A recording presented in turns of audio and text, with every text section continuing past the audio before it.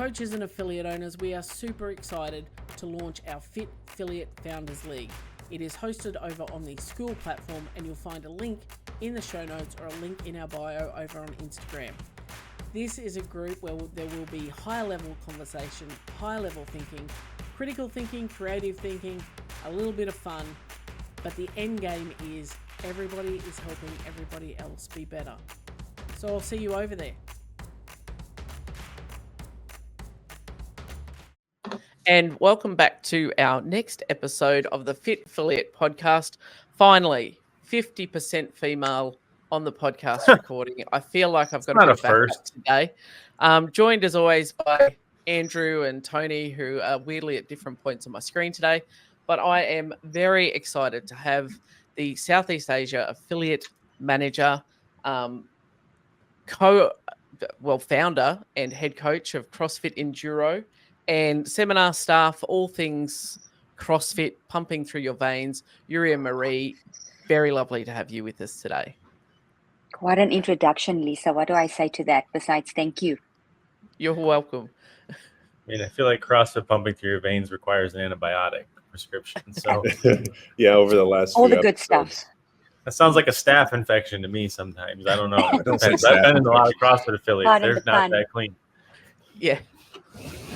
So we wanted to bring Juria on because I know we've talked to a lot of field leaders and affiliate reps, and we wanted to, we've spoken to Ed Morrison a few episodes ago now, and he has quite a diverse area that he looks after. And I know after being invited on one of your round tables, Juria, you have quite the diverse set of countries to look after in Southeast Asia. So we thought it was great to dig into a little of your background and what, you come across with your unique affiliates.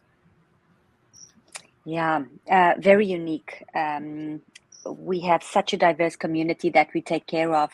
And we also have this interesting thing, certain countries that we work in where the owners are either local or foreigners, moving to a place like Thailand, for example, or Indonesia, like Bali, to open their business. And they try to run their business in a place that's very different from where they're from. So obviously there will be, lots of challenges faced in that arena as well. But yeah, quite diverse. So where do I start? Probably where I started off with CrossFit back in 2010. I'm that old. And I was still working. You fit right in here. Oh, wonderful. Wonderful. At last. And I was working in the field of aviation logistics, and completely different from what I do today. But while doing that, I was looking for something to, keep me fit. And like most of us, came across this thing called CrossFit. I found the USA website and then started looking for a place in Singapore. Found a place in Singapore, and I thought I was pretty fit at that stage. Obviously, I had no clue. Did my fundamentals, and the bug bit. It was really bad. So after doing CrossFit for about 6 months, I realized, listen, for me, it was not the physical benefit necessarily. It was the mental toughness that I got from doing CrossFit, sitting in a meeting during the day and thinking, hey, this is not so bad. I did Fran last night. I mean, what can be that bad? And just loved it. So fast forward a year later, did my level 1. And it was the very first one in Singapore. So it was a milestone in many ways. And that was the weekend that I met Lisa Ray, Mike Ray, and Brett Ford, which I think you guys are all familiar with them. Yeah. Absolute OGs. Lisa and Mike in one room is wild. That's a fun one. We were very fortunate. I didn't know that at that stage that didn't happen so frequently anymore. So we really enjoyed them. I tried to kill me on a mountain bike in Sedona once. I'll tell you that story on a different podcast. But.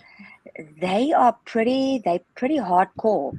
Whenever I look at photos and I get to work with Lisa and Mike at the games as well, it's like, they do wild stuff. So Tony, hats off. My hamstrings disagree. Not hats off. It was more so deep dive out here. I didn't think I was going to make it out alive. I'll be glad you're here. There's a lot of things I want to talk to you about, I suppose. Probably one of the biggest ones is that you're in one of the the cities that intrigues me the most in the world, which I love Singapore. I'm fascinated by it. So I feel like we could spend the whole time talking, but I don't know if that's valuable to anybody else. But I do. I think have some value. All right, Andrew, let it rip. Okay. Yeah. Oh, So look out. Juria, so I'm the affiliate rep for the Midwest of the United States, which probably Same as means Singapore. nothing.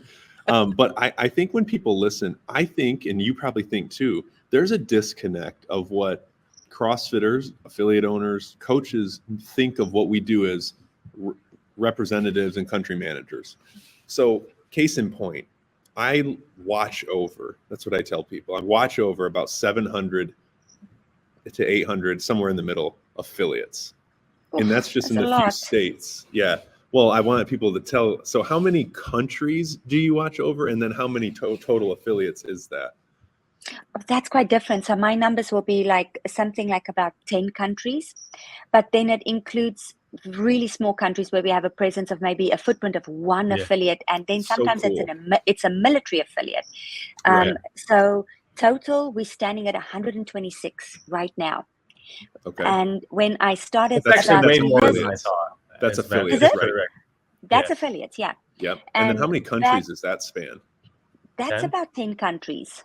Wow. Okay. So to put the listeners in their perspective on that, that is how far CrossFit has not reached the rest of the world. We live in a pocket in the United States that, right, wrong, or indifferent, we don't see outside of our walls that often, that there is so much room for growth in CrossFit in other countries. But until that time, yes, what kind of goes in the US ripples elsewhere versus, and that's what's really challenging is that there's so many of these affiliates in other countries. Like, you got to think of France and all the, they are desperate. Spain, yes, they're just like they're so hungry. They're where CrossFit was in 2010 to 2013. That's how hungry they are. And in the States, you know what we like to do right now? Bitch. Yeah, that's what we like to do. We like to bitch and complain a little bit, and at the end of the day, like, we should be very, very grateful. And you're working so hard. I can't imagine. I talked to Doria a few times too. I don't know if you know Dora. her. Yeah, Dora. Yeah, absolutely love her. And you guys deal with so much dynamics of country to country to country, and I just can't imagine it. What do you think that CrossFit needs to do to get out of the 10 countries that you watch over? How does it reach 1,000 affiliates throughout those 10? Well, I think we're getting there. We have more local representation. We are trying really hard to, when we put out the social media channel, so we have the Instagram channel, CrossFit South Asia. So I try to share as much as possible from these very diverse places. We're talking of Bangladesh, we're talking of Bhutan, for example. And what we try to do is we try to get the education there as well. So now, 3 weeks from now, we have a level 1 coming up in Bangkok. So we're trying to promote that as much as possible. It's one of those locations that people can fly into easily from these 10, 11 countries. It's easy to get a visa. And then starting with the education process, and then say, bring your people in, let's get more trainers out there. Let's talk about the methodology. Let's tell you why we do what we do. And then you go out and potentially open affiliates. What CrossFit has done is they reduce the affiliation fee as well in our part of the world, which makes a huge difference, especially if you think of the currency exchange, US dollars compared to, whatever they call the currency in Bhutan, the Ningrat or something like that. My pronunciation is terrible. But even if you go to a place like Thailand, for example, Cambodia, if you do the exchange, it's a massive amount. Now, Singapore would still be on the current rate, but I think CrossFit has come far in terms of saying, listen, if we want to grow the business in these smaller places, we need to play ball and adjust the rate. Right. And I think too, just circling back quickly, Andrew, to the point you said that, in America, like, everyone just likes to bitch at the moment, is, they complain about, the cost of the level 1. I've got to, go find a level 1, which might be just literally one city over.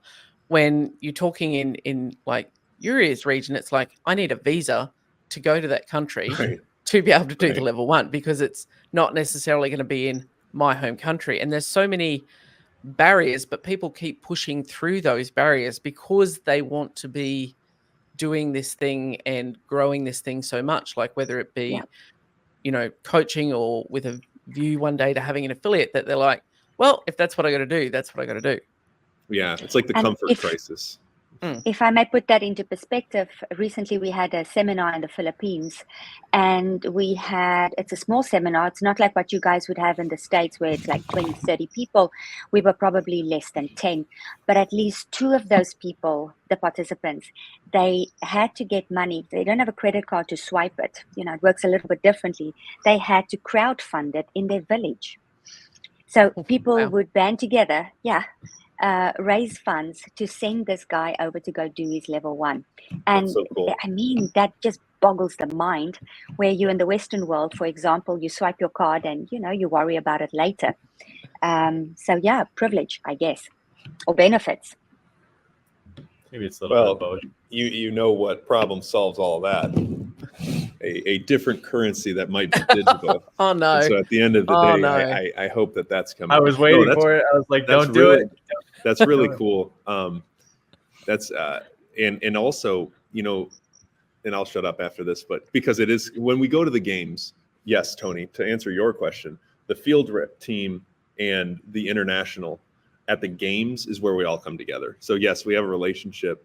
So you talk to him about other, you know, what Ed's doing, and actually Ed heads the education table. Like, and at the end of the day, you have to, like that story about the Philippines, people raised money to send someone to a level 1.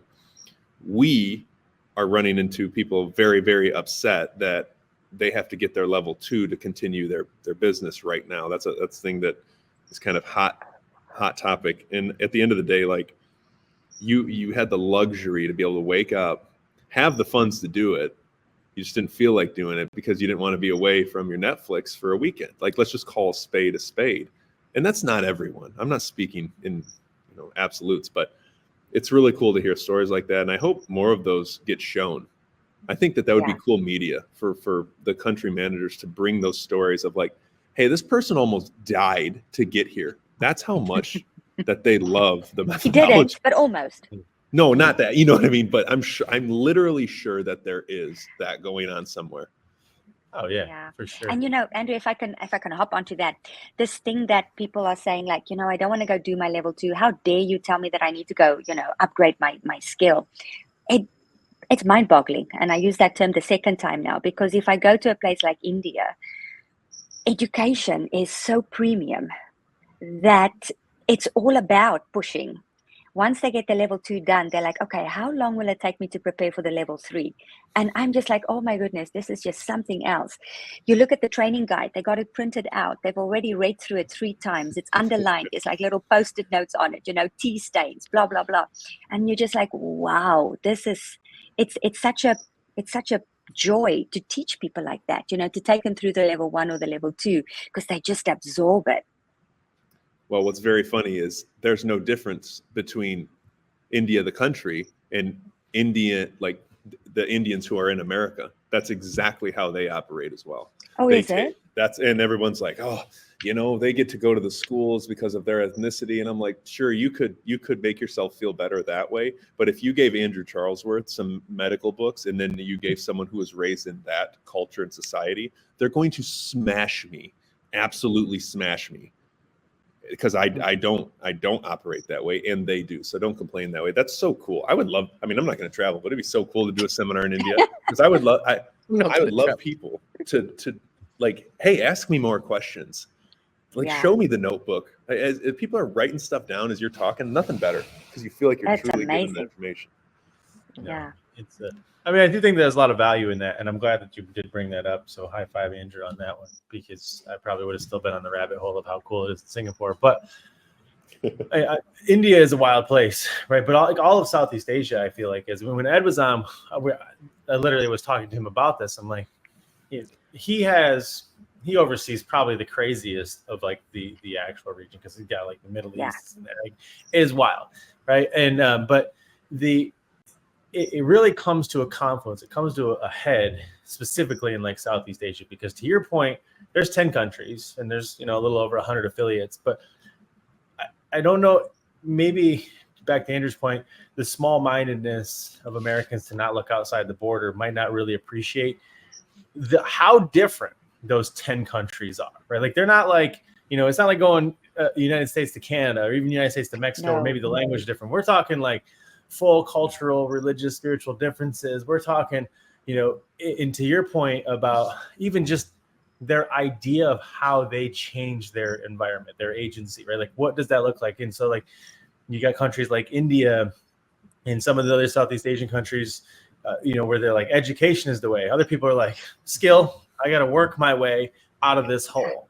And as somebody who has to balance that, it is a very fascinating thing to the point of Andrew's statement of just how much room there is to grow inside the CrossFit space. And I think we all get a little bit insensitive to the idea, like, no, we get it. There's underrepresented and marginalized countries and blah, blah, blah. But like, there's still people there. There's still lots of people there, and they're not even remotely in possession of it. And so back to the point of complaining, what I think is unique about this 10 country idea and these 100 plus affiliates is that where the reason, this is my opinion, we were talking about this before you came on here, but no, I'm not going to say what else I said, guys, so don't worry. The reason why we run into so much of this, especially in the States, is that CrossFit, specifically CrossFit affiliate owners, have a very collective identity here, right? They've kind of fallen victim to groupthink and best practices and these ideas and these collective identities that they have as to like what makes me an affiliate owner, and we do things like this. Whereas you go to anywhere else, right? Spain versus France or Southeast Asia, and even to some degree like Australia and UK, stuff like that. Like there's not the same sort of collective identity. Yes, there's the pride of being an affiliate owner, but what it means to be an affiliate owner in Singapore is very different than what it means to be one in Bangladesh, right? Like, there's not even best practices that are applicable there. And what's important you can't share it. Yeah, right. And that not only preserves, but mandates the thing that we fight for so much here at Fit Affiliate, which is the individuality of the affiliates. Like the curse of the United States is this obsession now with standardizing the affiliates, making them all carbon copies of each other, increasing the quality of it, making everybody the same and increasing that standard. I'm like, you're risking the whole thing, because you look back at like the clawing and the scratching and the getting ahead and the creativity and the critical thinking that is necessary to be in these, let's call them under supported countries. That's the magic of the affiliates that existed, 10 or 15 years ago here. And now everybody's just like, instead of like, what can I do to make this work? How do I fundraise my way to get there? What can I do to make money and make this thing? They show up on Andrew's calendar and they say, what are you guys doing for me? Like, how's CrossFit how's HQ going to help me? Yeah. We had an affiliate gathering recently in India, and it was fascinating getting so many of these guys together in the same room the first time that they get together, and just the amount of talk and exchange of ideas. Not much complaining, mostly like, hey, you know what, in my city, because the cities are so diverse as well, right? Mumbai compared to a Bangalore, yet there will be similarities, but it's quite different still. And then for someone who's further out, and for we had a guy from Nepal as well. So talking together and just sitting in the same room saying, okay, this is what we do if we face this problem, and you do this, but we all sort of understand that what works for you is not going to work for me because our places are so diverse that we come from. But yeah, having that ability to share and say, okay, this is my good practice. Could it potentially work for you? And that's a stepping stone for that other person to go and think about it and say, okay, hold on, certain elements I can take on board and work around, but it's not necessarily going to be your solution that's going to work for me. Well said. And I think you have any? Go ahead, Lisa. Yeah, and that's when I know that Ray from CrossFit X-Ray and I, when we came on your round table, that was one of the things that we talked about. Is like, from our Fit Affiliate perspective, is we're not supporting affiliates with a cut and paste model, which is certainly not going to serve that part of the world, but it's how do you want your affiliate to succeed your way? And we often talk on this podcast about, you know, one of the things we think CrossFit did amazingly well was introduce the field reps to give Yes. affiliate owners a contact.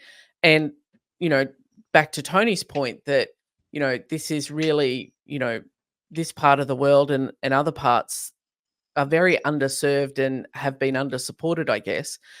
And it's probably even a more powerful step to have a country manager, you know, in place from HQ who's looking after them and being a resource, rather than, you know, someone, for example, in Bangladesh opening their affiliate and going, hello, I'm just one person over here in this tiny speck of a nation, and I've got no one to hear me, no one to even bring me together with other like-minded people where we're all trying to figure this out together, because everyone's kind of at the same generation.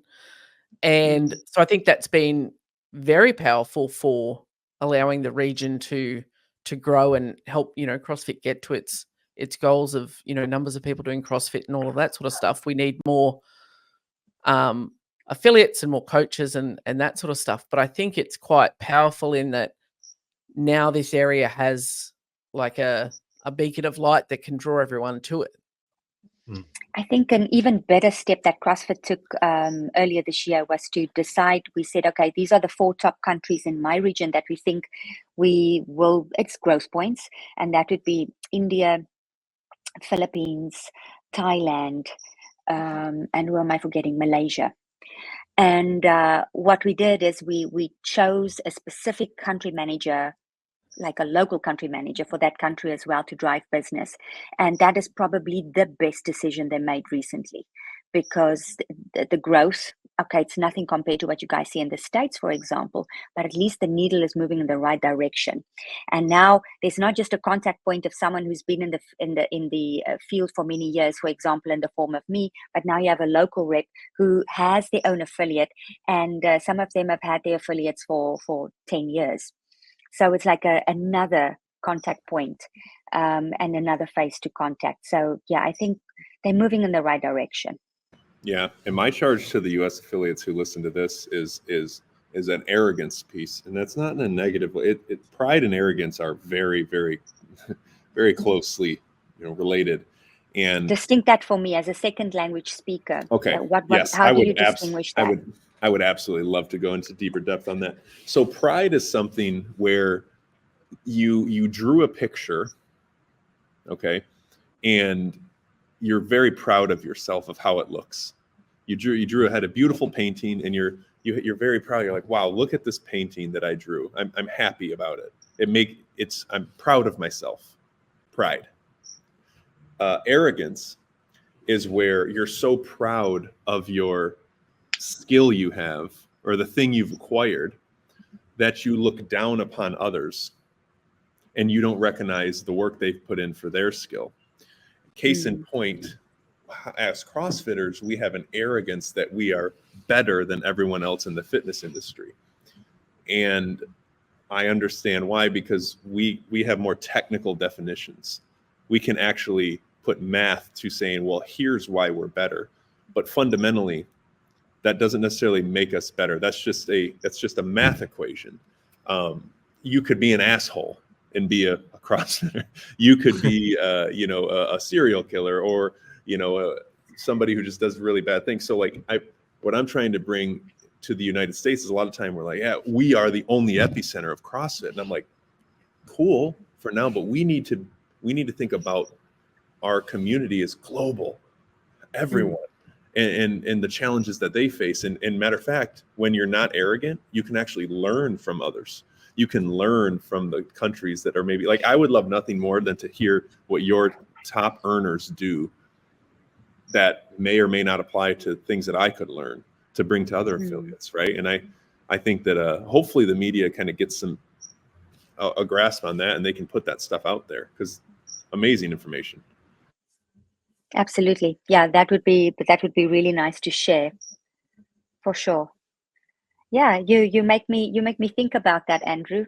That fine line between the two. That's cool. It's a very fine line. Super fine. It's written into the culture, right? I mean, I think it started way back in the quote unquote forging elite fitness. It kind of created this sort of elitism in all of us, but really it's mostly that like every single day CrossFitters do go in the gym and do something to be proud of. Like that's back to Chase's podcast last week, which was like, we choose to do hard things willingly. And like, but that does bleed over into a sense of arrogance. Like to Andrew's, it's one thing to paint a picture and be proud of it, but then to think that all of a sudden, because you did one once, you're just, you're Picasso, right? Like, and so there's a certain degree of that. And inside the affiliate landscape, it's not that, maybe it comes off this way on this episode, and so be it that, there's something inherently wrong with the U.S. affiliates. I think what is magical about this, and I, Chaffee and I talked about this actually when I saw him in December last year, is it's fun to look at the life cycle of CrossFit, because you could look at it and be like, stupid America, but really what we get to do is the rest of the world gets to be like, that's where we're all headed, right? Because we all repeat these cycles. Yeah. Like as somebody who has been in this thing for now 20 years and has done seminars in this thing, and been on the SME side where I was responsible for the registration, the numbers, and the back ends and whatnot. And you watched as one country would surge and the others would lag behind. And then all of a sudden they would flip flop. International became big, and then domestic surge. And then it goes back and forth. It's kind of like this wave. And I think that there's a lot of magic in that. And it's not that, France will end up in this same sort of, I don't want to call it arrogance. Everybody thinks that the French are arrogant, and I got in trouble for that once. But, we'll end up in this place where, Spain, UK, et cetera, will think that like they're in fact better and they're growing and whatnot. But where you really excel for what you guys have going on in Southeast Asia, and back to the original question that Andrew asked you, which was like, how do we grow, affiliates or CrossFit in spaces like that? Listening to your answer to that was so nostalgic, right? Because it reminded me of like in 2007, 2008, like, let me tell you about CrossFit, because it's simple, right? All we really need to do is expose people to this thing, provoke a level of awareness, and then give them the ability to return, right? Like that's, and even today, in all the chaos, the confusion, and the complexity that is the arrogance of the American affiliate, it's still that simple. Right. And one of the things that is funny about that sort of arrogance is the thing that it's created is this unwillingness to want to expand this CrossFit ecosystem. Like, I think if we put 100 affiliates in the room and said, how many of you guys would like to see more affiliates in your city? Right. They'd probably put their hand up based on who was in the room recording their responses, right? Like if Don or Austin was there, like, I gotta put my hand up. Don't want to be the bad guy, right? But most of them be like, I'd like to be the only one, right? So you jump to the other side of the world where, back in 2007, like you wanted there to be more affiliates in town, because like if there was, then you could stop being the crazy person trying to tell people in town about this. There'd be another crazy person. Yeah. Yeah. Right. So like now all of a sudden, if there's two crazy people, I'm less crazy. Right. And so you kind of still live in that. And that I think is cool. But I think that any affiliate that's listening to this who thinks that like we're trying to tell everybody to care about Southeast Asia, I'm trying to use Southeast Asia particularly as a reminder to the simplicity and the elegance of what it means to be a part of this thing, and how the solution moving forward is certainly not less access to CrossFit.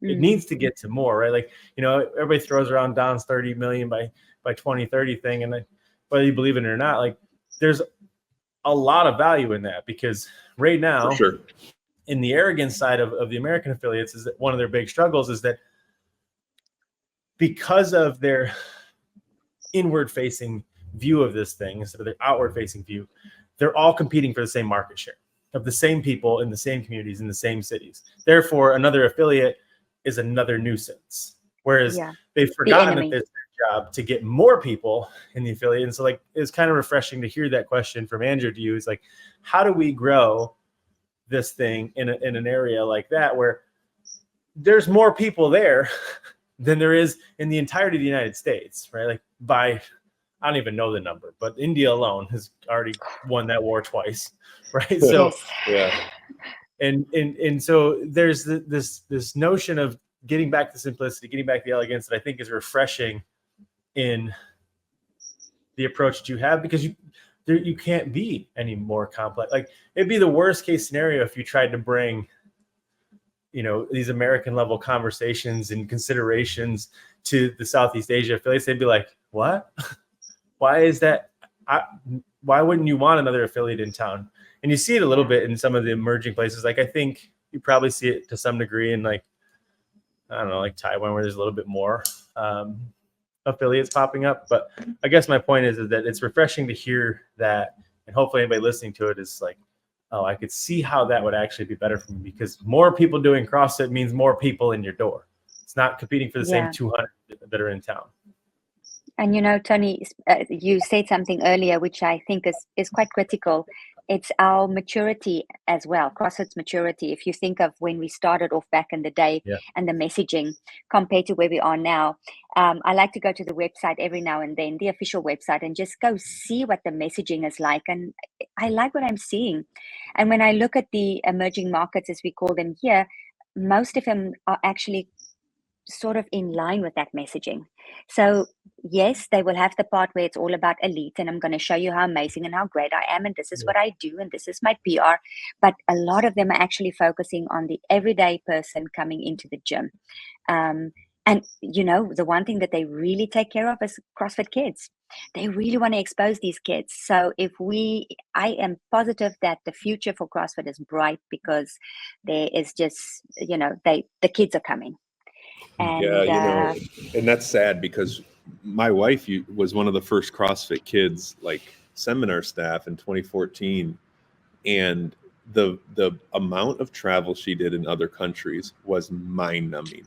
I mean, there were times where she would be in a different country 3 times in a month. Meanwhile, I didn't go outside of anywhere, but and you're absolutely right. They love CrossFit Kids in other countries. And it was so cool, the story she would come back with and all these things. And Juria, what the problem in the States is that we're hyper-focused on a small group of individuals who control the narrative of CrossFit. And right, wrong, or indifferent, they're still winning because they're controlling the narrative of CrossFit. And it makes people not focus on exactly what you just said, that things are actually happening. And you should be focusing on the everyday person. Grow Your Kids program, but they're focusing on what a small group of people who are really trying to drag people backwards into the past. And that's why it's slow and stagnation. But it's cool to see that you see it growing in the kids, and people are liking what's going on. And in a way, we're fortunate, because it's like bookends. On the one side, we have CrossFit Kids, and on the other side, we have an aging population that is just, it's a wave of aging people. And we see more and more of them getting to the gym as well. Gyms in Singapore having fantastic programs, and smaller gyms trying to do the same thing in other countries. So I am hopeful. I think we're moving in the right direction, and sometimes being a little bit further away from epicenter, if that's the right word, being further away from the States, maybe we remain a bit more true to the message. I don't know, but there's some benefit. Of course, there's disadvantages as well, being so far away from the US. But I think it benefits us. In a way, we can tune out the noise and focus on what is in hand in front of us, and try to impact lives positively. And I think, for you guys as well, there's a lot of cultural stuff where exercise is not part of the culture. Like exercise is, so by being able to stay true to the message and the methodology and the ideology of it is helping you then be able to connect with those people that exercise is like, that's not just something that you do, where in Western culture it's like everyone knows you exercise, it helps everything, but the culture is more around you need to work, you need to build your family, you need to do those things. Exercise is something on the back burner. So I think being able to filter out the noise and stick to the essence of what it is we do does make it helpful. I'm not going to say easier, but helpful in pushing past some of those cultural barriers that you guys come across, that the guys in the States and even in Australia that and in Europe that we don't necessarily have. Yeah, that definitely is a factor in some of the countries that we work. Singapore, not as much. Thailand, definitely. But we're hoping to shift that slowly so that sooner soon we'll have affiliates in smaller towns, not just the bigger cities in Thailand, but smaller towns as well. There definitely is a connection that exercise makes you perspire, and that means you're working outside in the field doing manual labor. Totally. So we don't want to do that. You want something that's like a cushy job. Want to be inside where the aircon is. So we got challenges, but I think we're making progress. Collectively, I think there's an opinion now that is present. I mean, maybe it's an American thing because of media or whatnot, but like there's this, I don't know, an idea that there's a tone deafness of the new version or this new iteration, this new organization of HQ, and that like they're completely oblivious and they only care about money and this and that, and they insert whatever XYZ, the games versus the methodology, et cetera, et cetera. But what is so cool and I think is worth highlighting is that I've been a big fan of the field leader development and the field leader program since the beginning. And what's very cool about it's impossible for those things essentially to be true, I guess is my point in terms of the tone deafness, because for the first time ever, like we have all of these people funneling into essentially what you guys become like senators, right? Like you get to become the field leaders, get to come back together and share these conversations, these struggles, these ideas, these things that are happening in areas like Southeast Asia versus, Ohio versus, Brazil versus, South Africa. And that collective voice is not only being heard, it's being communicated by somebody who's advocating for it, right? Or fighting for it. And so maybe the changes, maybe the eagerness or the desire for things to get done for them in America, it's not fast enough, right? But the truth is that forever we have to realize that these affiliates have existed in countries like Southeast Asia or Africa or places where like they don't really have a voice. Like they were just kind of doing their thing. And now for the first time ever, those conversations and considerations are being cast or contrasted against what it means to be an affiliate in Missouri. Right. And like that creates a level of health inside the model that shatters groupthink. It shatters best practices. It shatters these SOPs that everybody wants to happen because they can't be that way. And that is, in my opinion, one of the most important things that HU got right or wrong. Right, is that they put you guys together because the last big missing piece of forward-facing innovation that they have is your ability, all of you guys' ability to crowdsource these inputs from your regions and then bring those ideas together. And that's, I think, a very cool thing.